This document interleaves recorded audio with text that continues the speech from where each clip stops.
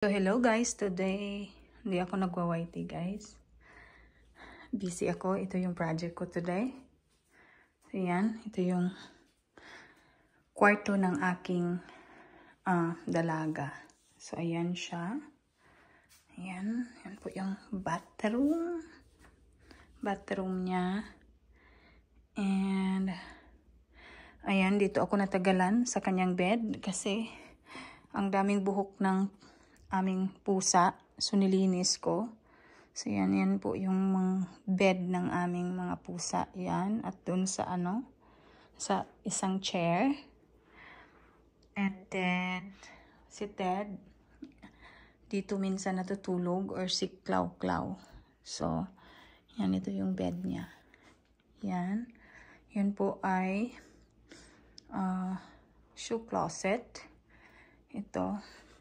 For now, it's a small closet. Diyan yung mga nila, sapatos. So ayan.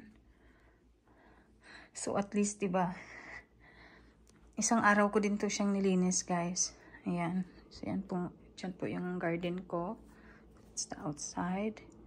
Ayan, ito po yung closet niya. So ito yung closet talaga niya na my husband doesn't like it kasi yung niya, yung forma niya, parang hindi siya easy access na So dyan may mga covered, and dyan damit niya ganyan, and then yan is mga luma nilang damit na kailangan kong i-pull out. So yan, ito naman siya guys, is yung bedroom nila guys is like an kasita na siya. So we already prepared this hanggang sa lumaki sila. So it's a big bedroom. It's not a regular bedroom. It's a master suite. Kumbaga tawagin to siya. Malaki to siya. It's like a 3-bedroom at least sa regular house. But sinadya namin tong palakihin yung mga bedroom nila. Lahat ng bedroom dito is malaki. Yung 3 bedroom is ganito kalaki. And then yung pinakamalaki is yung pang-apat is yung sa amin. So but lahat ng mga bedroom dito is yung 3 is ganito. Kasi parang prepared namin to na hanggang sa lumaki sila. Ayaw kung mag-decide sila na magstay sila. So they have their own privacy. So may sarili nila silang washing machine at saka fridge and microwave. So yung isa, yung sa kuya, wala pa yung fridge at saka microwave at saka washer. We're planning to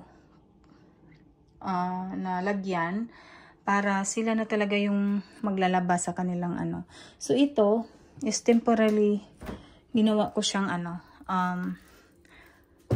lagayan ng aking mga tuyo.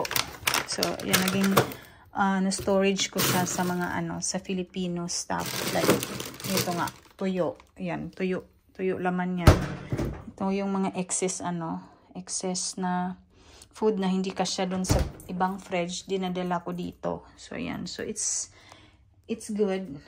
It's handy to have one.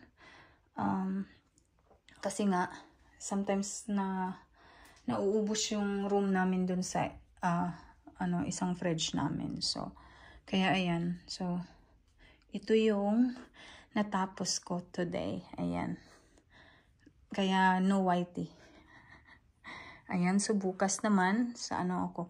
Kasi yung sa kuya niya malinis pa. So magda-dusting lang ako konti doon. Bukas. So magpo-proceed ako sa living room at saka sa family room siguro. Ayan. Masakit yung ko. Left back, shoulder, but I will try to just move slow. So ayan lang guys. Thank you and God bless guys.